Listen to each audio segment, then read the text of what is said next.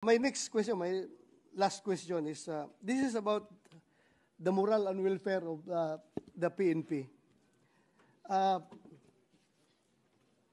Merong Napolcom Memorandum Circular. Ito, kasi may mga pulis na nagtitik sa akin eh. Merong Napolcom Memorandum Circular na nagsasabi, one of the provisions of that circular says that time in grade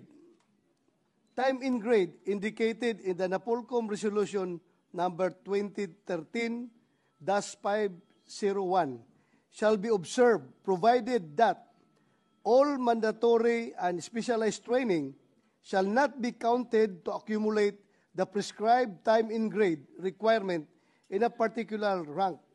May we know from the good sponsor why this kind of policy, first time ako naka-encounter ng ganitong policy. May we know the rationale behind this policy? Can we restate the last two sentences? Ganito.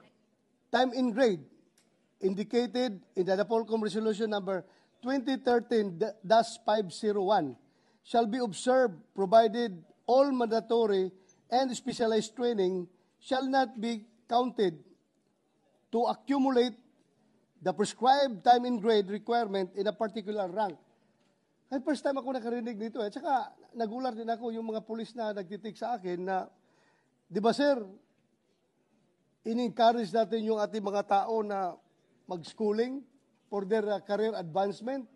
Tapos ngayon, nire-require pa natin ating mga tao na mag-schooling as a requirement for promotion.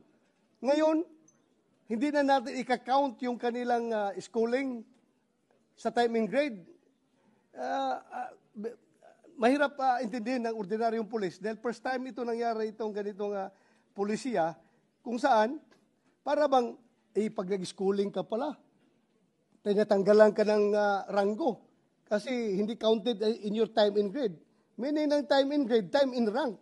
So, ibig sabihin, pag nag-schooling ka ng mandatory schooling or specialized schooling, parang wala kang ranggo noon. Kasi hindi counted yung panahon na yon. May we know the rationale behind good sponsor, Mr. President? Mr. President, medyo po nagkamali dito. We have to admit, dapat po yun ay time and position. At ang nangyari po dito, Mr. President, Your Honor, ay binabago po ngayon, nire-reorganize yung Napolcom and nakakasigurado po kayo, Your Honor, na once na ma-reorganize yung Napolcom, mag-i-issue ng bagong circular rectifying all these errors which Your Honor just mentioned. So itatama po ito, Your Honor. So thank you for that clarification. Dahil naka-demoralize talaga ito pag totoo ito. With yung sinabi mo na time in position, that is beneficial to the policeman. Di ba? Kasi time in position, nag-schooling ka for 6 months. Tapos yung position na yan requires na at least 1 year ka lang dyan. Nabawasan ka na ng 6 months sa position na yan dahil nag-schooling ka. So thank you for that clarification. Kabal po yan doon sa mga nag-o-OSEC din ngayon at marami pa nag-schooling. Totoo po yan. So, thank you. So, mali pala ito? Nirecall ito?